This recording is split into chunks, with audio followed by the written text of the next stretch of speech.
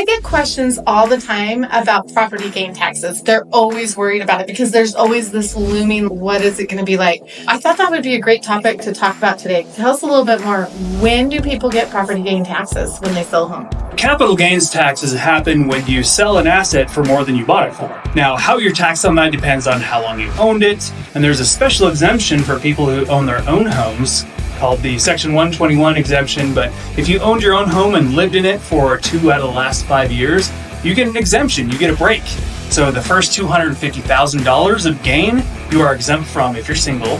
If you're married, the first $500,000 of gain, you're exempt from. Oh, well, that's great.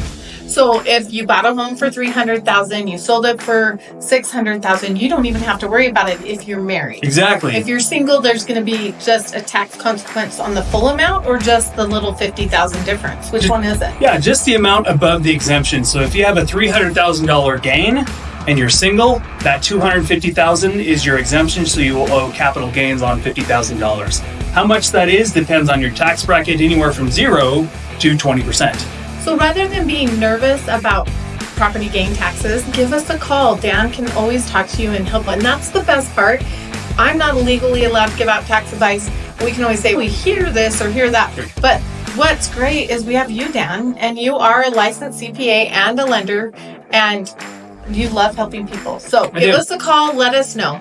Thanks. All right. Bye.